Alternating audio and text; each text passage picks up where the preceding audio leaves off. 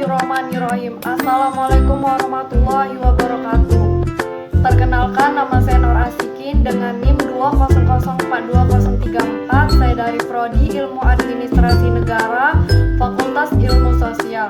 Video ini saya buat dalam rangka memenuhi tugas teori sosial tentang pemahaman teori struktural fungsional yang diampuh oleh dosen Bu Yulia Hanoselina, SIP, MAP. Pada video kali ini saya akan menjelaskan tentang teori struktural fungsional. Teori struktural fungsional adalah suatu bangunan teori yang sangat besar pengaruhnya di ilmu sosial pada abad sekarang ini. Pemikiran teori struktural fungsional sangat dipengaruhi oleh pemikiran biologis yang menganggap bahwa masyarakat adalah organisme biologis yang terdiri dari organ-organ yang saling ketergantungan.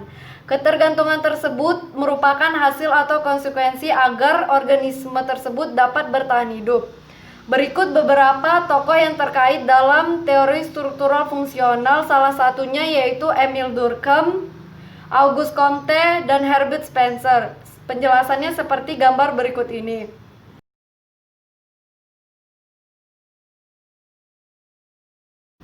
Teori struktural fungsional ini awalnya berangkat dari pemikiran Emile Durkheim sendiri.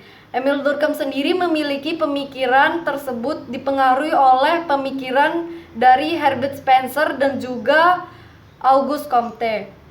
Durkheim sendiri mengungkapkan bahwa masyarakat adalah suatu sistem yang di dalamnya terdapat bagian-bagian yang dapat dibedakan. Bagian-bagian dari sistem ini memiliki fungsinya masing-masing yang membuat suatu sistem menjadi seimbang. Bagian tersebut akan saling interindependensi satu sama lain dan saling fungsional satu sama lain. Sehingga apabila suatu bagian tidak berfungsi, maka akan merusak keseimbangan dari keseluruhan sistem tersebut. Fungsionalisme ini menjabarkan bahwa individu adalah bagian dari masyarakat dalam suatu sistem sosial yang benar. Sistem sosial ini memiliki fungsi sebagai stabilitas dari tatanan sosial, yang berarti bahwa masyarakat adalah sebuah kemampuan dari individu-individu yang tersusun dalam sebuah sistem yang memiliki fungsi sebagai stabilitas dalam tatanan sosial. Dalam kacamata fungsionalisme, institusional dan lembaga sosial akan eksis apabila mereka melakukan fungsi sebagaimana fungsinya. Bila tidak, maka institusi dan lembaga tersebut akan lenyap dengan sendirinya. Dalam sosiologi sendiri, sistem sosial atau lembaga sosial dan institusional tersebut dapat berupa keluarga, ekonomi, pemerintahan, pemda, dan sebagainya.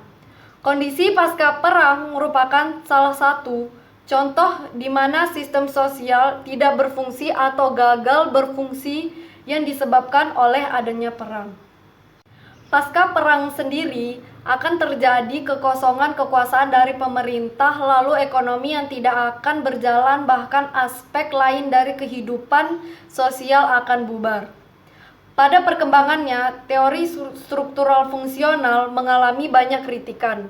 Kritikan salah satunya yaitu teori ini dikritik karena dianggap hanya mementingkan orang-orang yang berkuasa untuk mempertahankan kekuasaan mereka.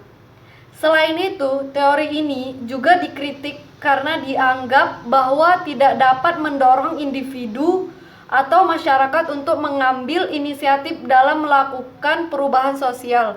Bahkan, jika mereka ada dalam ketimpangan sosial yang ekstrem.